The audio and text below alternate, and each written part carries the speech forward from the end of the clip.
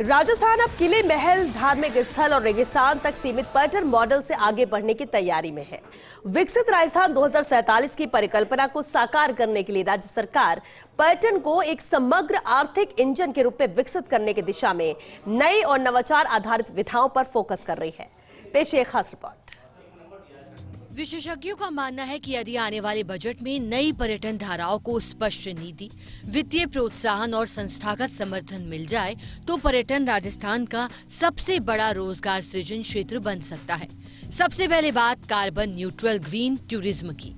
Solar resort, electric safari, zero waste hotel और green credit model से राजस्थान देश का पहला पर्यावरण अनुकूलन पर्यटन राज्य बन सकता है। इससे जलवायु संरक्षण के साथ साथ हरित रोजगार भी सृजित होंगे। दूसरी बड़ी संभावना है एग्रो एक्सपीरियंस टूरिज्म। किसान अपने खेतों को पर्यटन स्थल बनाकर फसल कटाई, जैविक खेती और डेयरी का अनुभव करा सकेंगे। फार्म स्टे सब्सिडी और किसान गाइड योजना से ग्रामीण अर्थव्यवस्था को सीधा लाभ मिलेगा।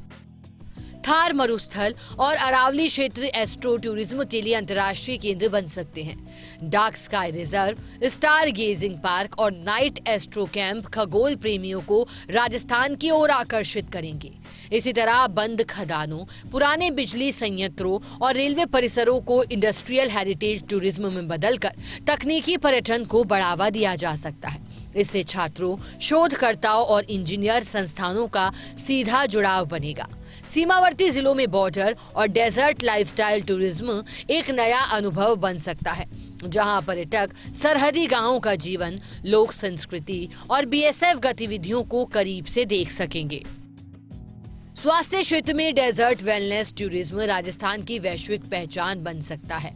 आयुर्वेद, योग और रेत चिकित्सा आधारित वेलनेस रिट्रीट विदेशी पर्यटकों को आकर्षित करेंगे। डिजिटल युग को देखते हुए डिजिटल नोमैड टूरिज्म भी महत्वपूर्ण है। जयपुर और उदयपुर जैसे शहरों में लॉन्ग स्टे वर्क हब बनाकर विदेशी रिमोट प्रोफेशनल्स को राजस्थान में बसाया जा सकता है। शिक्षा क्षेत्र में एजुकेशनल इमर्सिव टूरिज्म के जरिए छात्रों को इतिहास, जल प्रबंधन और लोक कला का जीवंत अनुभव मिलेगा। राजस्थान लिविंग क्लासरूम जैसी अवधारणा से नई पीढ़ी जुड़ सकेगी। शहरी अर्थव्यवस्था को गति देने के लिए नाइट इकोनॉमी टूरिज्म अहम साबित होगा। Night market, night museum, heritage light walk और स्टार कैफे शहरों को 24 घंटे सक्रिय बनाएंगे। अंत में सीएसआर आधारित कम्युनिटी इम्पैक्ट टूरिज्म जैसे पर्यटक गांव में शिक्षा, जल संरक्षण और पर्यावरण परियोजनाओं में भागीदारी करेंगे। ये पर्यटन को सामाजिक परिवर्तन का माध्यम बनाएगा। विशेषज्ञों का कहना है कि यदि इन सभी नई विधाओं को बजट में PPP model, startup intensive, skill training और डिजिटल प्रमोशन से जोड़ा जाए तो राजस्थान पर्यटन केवल दर्शनीय नहीं बल्कि अनुभवात्मक, रोजगार परक और वैश्विक प्रतिस्पर्धी सेक्टर बन सकता है। विकसित राजस्थान 2047 की राह में यही नई पर्यटन क्रांति प्रदेश को आर्थिक, सांस्कृतिक और सामाजिक रूप से नई ऊंचाइयों तक ले जा सकती है। राजस्थान पर्यटन का ये स्वर्ण काल चल रहा है।